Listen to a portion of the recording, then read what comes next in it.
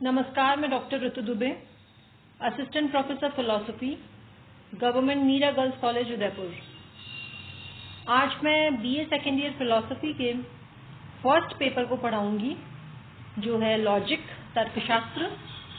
और आज का हमारा विषय है निरुपाधिक तर्क वाक्यों का प्रतीकीकरण और रेखाचित्र, symbolism and diagrams of categorical propositions.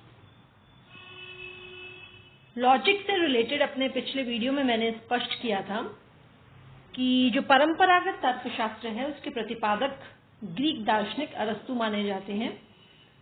अरस्तु द्वारा प्रतिपादित तर्कशास्त्र संबंधी मान्यताएं 4वीं शताब्दी ईसा पूर्व से 19वीं शताब्दी ईसा पश्चात तक की लंबी अवधि में सर्वसम्मति से स्वीकार्य होने के कारण इसे परंपरागत तर्कशास्त्र कहा जाता है। इस परंपरागत तर्कशास्त्र को अरस्तु का तर्कशास्त्र भी कहा जाता है। 19वीं शताब्दी के मध्य में आधुनिक तर्कशास्त्र ने जन्म लिया। आधुनिक तर्कशास्त्रियों ने अरस्तु के तर्कशास्त्र में कुछ कठिनाइयों को देखते हुए उसमें परिवर्धन और परिवर्तन किए। दरअसल आधुनिक युग में तर्कशास्त्र ने प्रतीकात्मक तर्कशास्त्र यानी सिंबॉलिक लॉजिक का रूप ले लिया। अब तर्क की भाषा में शब्द नहीं बल्कि प्रतीकों का प्रयोग होने लगा, सिंबल्स का प्रयोग जो है वो होने लगा। आधुनिक तर्कशास्त्री बूल महोदय ने सबसे पहले तर्क वाक्यों का प्रतीकीकरण करके अरस्तु की जो परंपरागत विरोध आकृति थी उसका परिवर्तन किया, परिवर्तन किया। फिर ये जो बूल महोदय के द्वारा जो प्रतीकीकरण किया गया उसको वेन महोदय ने रेखा चित्रों में यानी डायग्राम्स में चित्रित करके उसके महत्व को और उसकी उपयोगिता को और बढ़ा दिया। दरअसल आधुनिक तर्कशास्त्रियों ने पाया कि परंपरागत तर्कशास्त्र अर्थात अरस्तु के तर्कशास्त्र में आने वाली अनेक कठिनाइयों या समस्याओं का जो मूल कारण है वो ये है कि तर्क की भाषा का शब्दों से बंधा हुआ होना। अरस्तु ने भाषा प्रयोग या शब्द प्रयोग के द्वारा तर्कशास्त्र के नियमों या विधियों को समझने का प्रयत्न किया था। आधुनिक तर्कशास्त्रियों के अनुसार तो तर्क आकारिक ज्ञान है, फॉर्मल नॉलेज है। गणित की भांति तर्क के नियम भी विशुद्ध आकारिक हैं, फॉर्मल हैं। इसलिए तर्क की भाषा में शब्दों का नहीं बल्कि प्रतीकों का प्रयोग होना चाहिए। प्रतीकों के प्रयोग से यानी सिंबल्स के प्रयोग से तर्कशास्त्र को उसका जो आकारिक स्वरूप है, फॉर्मल जो नेचर है वो प्राप्त हो सकता है। यही कारण है कि आधुनिक तर्कशास्त्र में तर्कशास्त्र को विशुद्ध आकारिक स्वरूप प्रदान करने के उद्देश्य से प्रतीकात्मक भाषा, सिंबॉलिक जो लैंग्वेज है उसका प्रयोग किया जाने लगा और इस प्रकार आधुनिक तर्कशास्त्र प्रतीकात्मक तर्कशास्त्र बन गया। अब हम देखते हैं कि ये जो अरस्तु के द्वारा प्रतिपादित जो 4 प्रकार के निरुपाधिक तर्क वाक्य हैं उनको बूल महोदय ने कैसे प्रतीकों में बदला। कैटेगोरिकल प्रपोजिशन निरुपाधिक तर्क वाक्यों से संबंधित अपने वीडियो में मैंने स्पष्ट कर दिया था कि 4 प्रकार के निरुपाधिक तर्क वाक्य हैं, ए, ई, आई और ओ। बहुत संक्षेप में अगर बताऊं तो जो ए है वो सर्वव्यापी भावात्मक तर्क वाक्य है, यूनिवर्सल अफर्मेटिव प्रपोजिशन। जो ई है वो सर्वव्यापी निषेधात्मक तर्क वाक्य है, यूनिवर्सल नेगेटिव प्रपोजिशन। जो आई है वो अंशव्यापी भावात्मक तर्क वाक्य है, पर्टिकुलर अफर्मेटिव प्रपोजिशन। और जो ओ है वो अंशव्यापी निषेधात्मक तर्क वाक्य है, पर्टिकुलर नेगेटिव प्रपोजिशन। अब ये जो तर्क वाक्य हैं इनके बीच विरोध संबंधों को अरस्तु ने विरोध वर्ग के द्वारा समझाया था, जो हम पढ़ चुके हैं, परंपरागत विरोध वर्ग। बूल महोदय ने इन 4 तर्क वाक्यों का प्रतीकीकरण किया और प्रतीकीकरण करके यानी प्रतीकात्मक रूप में 4 तर्क वाक्यों को रखकर फिर उनके विरोध संबंधों में भी परिवर्तन या परिवर्धन किया। अब देखिए कि जो बूल की जो पद्धति थी जिसे बूलियन पद्धति भी कहते हैं, उनके अनुसार 4 प्रकार के जो निरुपाधिक तर्क वाक्य हैं उनका प्रतीकीकरण कैसे उन्होंने किया, ये आप देख पा रहे हैं। 2, 3 और 4। ए का प्रतीकीकरण उन्होंने किया S not P is equal to 0। E का उन्होंने किया S P is equal to 0।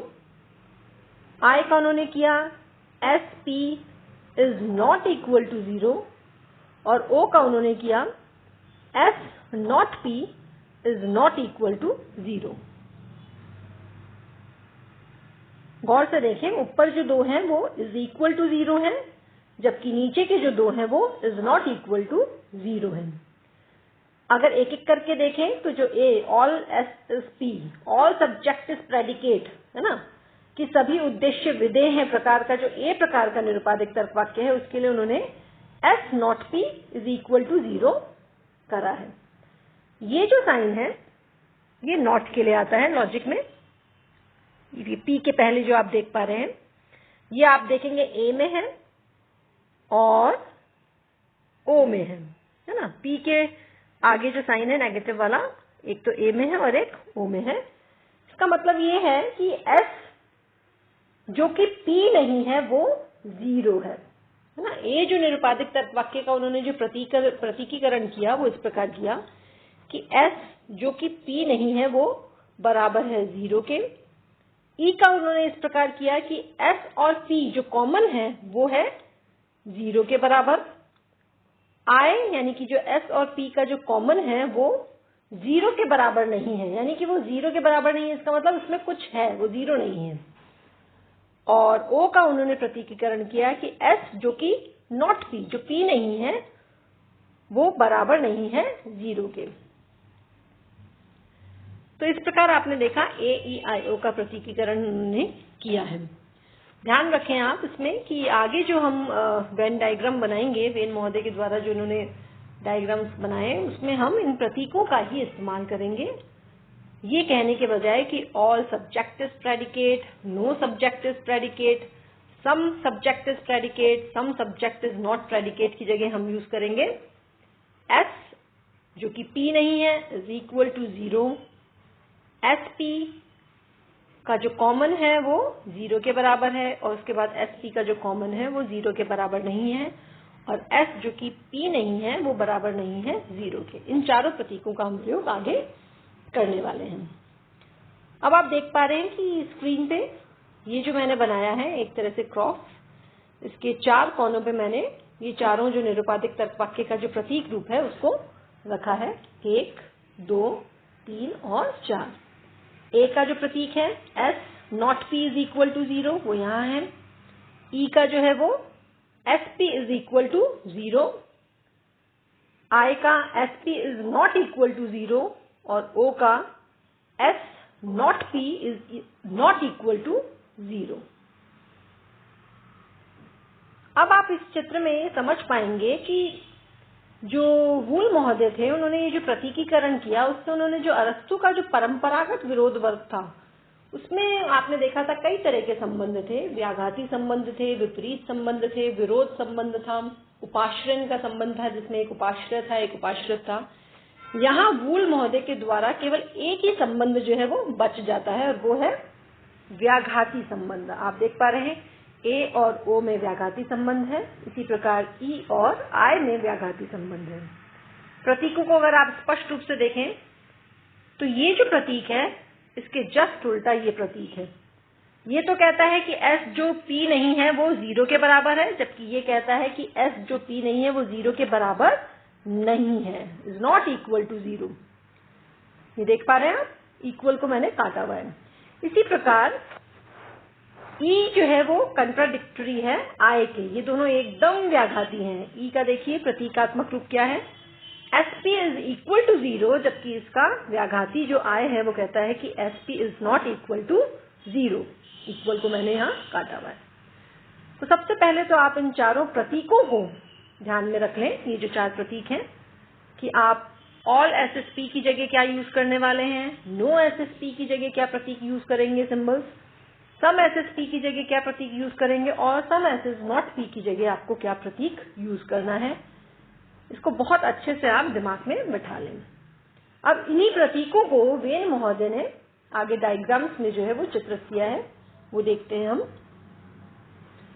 आप देख पा रहे हैं ये 4 है ना, ये जो 4 डायग्राम्स बनाए गए हैं इसमें आप यूँ समझिए कि ये 2 जो वृत्त हैं, 2 गोले हैं, एक तो कर रहा है सब्जेक्ट का प्रतिनिधित्व यानी कि उद्देश्य का, और ये कर रहा है पी यानी प्रेडिकेट विधेय को। सरल शब्दों में कहूं तो ये जो गोला है वो सब्जेक्ट का है और ये जो गोला है वो प्रेडिकेट का है। फिर ये सब्जेक्ट, ये प्रेडिकेट, ये सब्जेक्ट, ये प्रेडिकेट, ये सब्जेक्ट और ये प्रेडिकेट। उद्देश्य विधेय, उद्देश्य विधेय, उद्देश्य विधेय, उद्देश्य विधेय। आप जानते हैं निरुपाधिक तर्क वाक्य में हम बात कर चुके हैं कि एक उद्देश्य होगा और एक विधेय होगा, उसको हम इन दो गोलों के द्वारा चित्रित करते हैं। अब जब हम पहले का जो ए टाइप का जो निरुपाधिक तर्क वाक्य है जो कहता है कि ऑल एस आर पी, उसका प्रतीक रूप था कि एस जो कि पी नहीं है, not P, is equal to 0 है। इसका क्या मतलब है, इसको मैं डायग्राम से समझाती हूँ आपको। उससे पहले आप ये समझें, ये जो गोला है वो एस का है।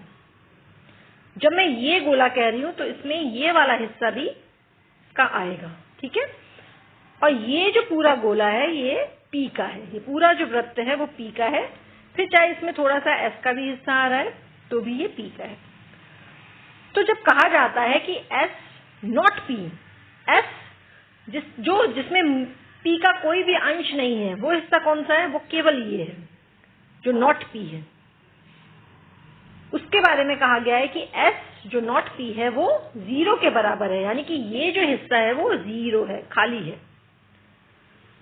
अब लॉजिक में खाली को खाली नहीं छोड़ते, इसको ऐसे रेखांकित कर देते हैं। आप देख पा रहे हैं, फिर रेखाएं खींची हुई हैं।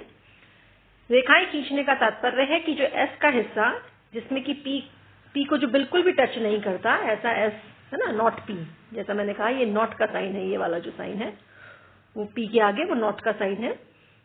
तो एस जो कि पी नहीं है वो 0 है, यानी कि ये खाली है, जिसको हम खाली नहीं छोड़ते लॉजिक में, इसकी जगह हम ये रेखाएं खींच लेते हैं। इसका अर्थ है कि ये 0 है, खाली है। अब दूसरा देखिए, ये भी एस है ना, और ये भी ये पी है। अब ये कह रहा है कि एस पी का जो कॉमन है, एस पी कहाँ है, आप ये देखिए, ये एस है और ये पी है। लेकिन मैं आपसे पूछूं कि वो हिस्सा बताइए जो एस पी है, जिसमें एस बी और पी भी है, वो तो केवल यही हिस्सा है, इतना हिस्सा है ना। ये जो हिस्सा है इसमें एस बी है और इसमें पी भी है। तो एस पी जो है वो 0 के बराबर है, उसमें कुछ नहीं है। तो मैंने जैसा आपको कहा, लॉजिक में 0 को शो करने के लिए आप रेखाएं खींचते हैं इस तरह की। तो ये शो हो गया यहाँ डायग्राम में कि एसपी जो है वो 0 है, एसपी का जो एरिया है वो 0 है, ठीक है। फिर तीसरा देखिए, ये हो गए ए टाइप का, ई टाइप का। अब हम देखते हैं आई टाइप का। आई टाइप का प्रतीक हमने पढ़ा था, SP is not equal to 0। जो आई है वो जस्ट इसके उल्टा है। तो SP is not equal to 0। वापस आइए आप, एसपी का जो कॉमन एरिया है, ये वो एरिया है जिसमें एसबी है, कैसे, ये एस है ना, और यही कॉमन एरिया है जिसमें पी भी है, कैसे, ये पी का हिस्सा है। तो इतना हिस्सा ही केवल एसपी कहा जाएगा। इस एसपी को ये कह रहा है कि ये 0 नहीं है, ये तो कह रहा था 0 है, तो आपने उसको रेखांकित करके बता दिया कि ये 0 है, खाली है। ये कह रहा है 0 नहीं है, तब आप क्या करेंगे, तो लॉजिक में इज नॉट इक्वल टू 0 बताने के लिए कि 0 नहीं है, कुछ है। अब वो कितना ही है, चाहे वो 1 है, चाहे 2 है, या कितना भी हो, उसके लिए यहाँ पर x को एक क्रॉस का सा निशान, या यूं समझिए x, ये रेखांकित इसमें किया जाता है। ये रेखांकित करने से स्पष्ट हो जाता है कि जो एसपी का जो कॉमन एरिया है वो 0 नहीं है, इज नॉट इक्वल टू 0, इसमें कुछ है, कुछ, चाहे वो 1 हो या 2 हो या 2 से भी अधिक हो। उसके लिए आप शो करेंगे x, ठीक है। फिर है o। o में क्या करना है, o में जो है वो s जो नॉट p है। पहले आप देखिए कि वो कौन सा हिस्सा है जो s तो है लेकिन नॉट p है, जिसको p बिल्कुल भी टच नहीं करता। आप वापस पाएंगे जैसे आपने फर्स्ट में पढ़ा था, s जो कि p जिसको टच नहीं करता है ना। अगर आप इस पूरे s को लेंगे तो यहाँ तो ये p टच कर लेगा, तो आप इसको छोड़ते हुए ये जो हिस्सा है इसको मानते हैं आप s जो कि नॉट p है। अब ये जो o है, हमने जैसा अभी पिछले स्लाइड में देखा, a का जस्ट कंट्राडिक्टरी है o, e का जस्ट कंट्राडिक्टरी है I, यानी जस्ट विरोधी, इसका धुर विरोधी जिसे कहते हैं। तो ये जो कहता है कि s जो नॉट p का एरिया है वो 0 है, जबकि o जो इसका धुर विरोधी है वो कहता है कि s जो नॉट p का एरिया है वो 0 नहीं है, इज नॉट इक्वल टू 0। ये तो कहता है इज इक्वल टू 0, इसलिए आपने यहाँ रेखाएं खींच के बता दिया कि ये 0 है। लेकिन o कहता है कि s जो कि p नहीं है वो इज नॉट इक्वल टू 0, यानी कि उसमें कुछ है, और कुछ है के लिए जैसा कि मैंने आपको भी बताया, आपको यहाँ पर x लिखना पड़ेगा। एक्स से ही ये स्पष्ट रूप से निर्देशित हो जाता है कि यहाँ कुछ है, ये 0 नहीं है हिस्सा। तो इस प्रकार आपने देखा कि ये जो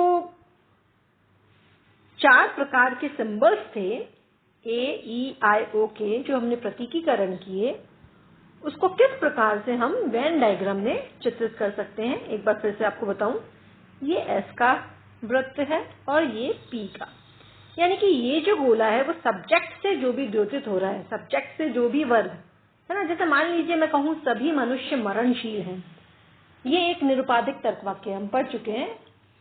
तो इसमें मनुष्य वो तो है सब्जेक्ट यानी कि उद्देश्य, मरणशील यानी कि प्रेडिकेट यानी कि विधेय। तो इस उदाहरण में ये तो हो गया मनुष्य का गोला, सब्जेक्ट का गोला, और ये हो गया मरणशील का गोला यानी कि प्रेडिकेट का गोला। अब आपको शो करना है कि सभी मनुष्य मरणशील हैं। आप जानते हैं, आपने कर लिया कि ऑल एसएसपी है ना, सभी मनुष्य मरणशील है, ये ए टाइप का है, all SSP, all subject R P. इसको आपने प्रतीक रूप में जान लिया। ये प्रतीकों का ज्ञान आपका बहुत जरूरी है, अगर आपने इसमें गलती करी तो आप वेन डायग्राम भी गलत करेंगे। तो आपने जान लिया इसका ये प्रतीक है एस, जो कि पी नहीं है, वो 0 है। तो प्रतीक को जैसे ही आपने जान लिया तो आप उसको रेखा चित्र में कैसे चित्रित करेंगे कि एस का गोला जो कि पी को टच भी नहीं कर रहा, जिसमें पी से कोई दूर दूर तक लेना देना नहीं है, वो ये है, इतना हिस्सा, वो 0 है। तो इस प्रकार से आपने ए, ई, आई और ओ को रेखांकित करना सीखा है। तो ये था कैटेगोरिकल प्रीपोजिशन जो हम पहले पढ़ चुके हैं, उसका बूल महोदय के द्वारा किया गया प्रतीकीकरण, सिंबोलिज्म, और फिर वेन महोदय के द्वारा किया गया उसका वेन डायग्राम, है ना। वो डायग्राम जो है वेन डायग्राम के नाम से ही प्रसिद्ध हो गया है। धन्यवाद।